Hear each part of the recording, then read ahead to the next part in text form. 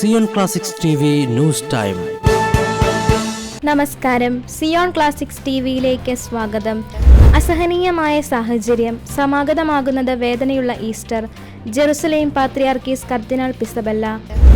Jerusalem വിശുദ്ധ നാട്ടിൽ നിലവിൽ ഉള്ളത് അസഹനീയമായ സാഹചര്യമാണെന്നും സമാഗതമാകുന്നത് വേദനയുള്ള ഈസ്റ്റർ കാലമാണെന്നും ജെറുസലേം പാത്രിയാർക്കീസ് കർദിനാൾ പിയർ ബാറ്റിസ്റ്റ പിസബെല്ല ഇറ്റാലിയൻ ചാനലായ TV 2000 നൽകിയ അഭിമുഖത്തിലാണ് വിശുദ്ധ നാട്ടിലെ സ്ഥിതിഗതികൾ ദയനീയമാണെന്നും അദ്ദേഹം പറഞ്ഞത്. എല്ലായ്പ്പോഴും എല്ലാത്തരം പ്രശ്നങ്ങളുമുണ്ട്. സാമ്പത്തിക സ്ഥിതി വളരെ ദുർബലമാണ്. മുമ്പൊരിക്കലും ഇങ്ങനെ പട്ടിണി ഉണ്ടായിട്ടില്ല എന്നും അദ്ദേഹം പറഞ്ഞു. അമേരിക്കയുടെ ബലഹീനത വലിയ പ്രതിസന്ധി സൃഷ്ടിക്കുന്നു. കാരണം ഇതുവരെ കാര്യങ്ങൾ ക്രമീകരിക്കാൻ ആരെങ്കിലും ഉണ്ടായിരുന്നു. ഇപ്പോൾ ഇത് കൈകാര്യം ചെയ്യാൻ ആരുമില്ല. ഞങ്ങൾ ഇത് സ്വയം ചെയ്യണം. ഇത് എങ്ങനെ അല്ലെങ്കിൽ എപ്പോൾ സാധ്യമാകുമെന്ന് അറിയില്ല. ഇത് ബുദ്ധിമുട്ടുള്ള ഈസ്റ്റർ ആയിരിക്കും. ഗെത്സമേനിലെ യേശുവിന്റെ ഏകാന്തതയെക്കുറിച്ച് ഞാൻ ചിന്തിക്കുന്നു. അത് ഇപ്പോൾ ഞങ്ങളെല്ലാവരും പങ്കിടുകയാണെന്നും കർദിനാൾ പിസബെല്ല പറഞ്ഞു.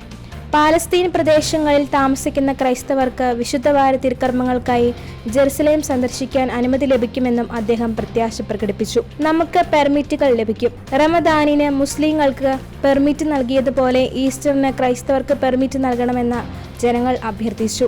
എണ്ണം ചെറുതാണെങ്കിലും ഓശാന ഞായറാഴ്ചയും ഈസ്റ്ററിനും ജെറുസലേം സന്ദർശിക്കുവാൻ പാലസ്തീൻ ക്രൈസ്തവർക്ക് പെർമിറ്റുകൾ ലഭിക്കുമെന്നാണ് പ്രത്യാശയെന്നും അദ്ദേഹം പറഞ്ഞു. കഴിഞ്ഞ ദിവസം കത്തോലിക്ക സന്നദ്ധ സംഘടനയായ ACN പുറത്തുവിട്ട റിപ്പോർട്ടുകൾ പ്രകാരം 512 ക്രൈസ്തവരാണ് ഗാസയിലെ ഹോളി ഫാമിലി ഇടവക ദേവാലയത്തിൽ അഭയാർത്ഥികളായി കഴിയുന്നത്. കൂടുതൽ ക്രിസ്തീയ വാർത്തകൾക്കായി ഈ ചാനൽ മറക്കാതെ സബ്സ്ക്രൈബ് ചെയ്യുക.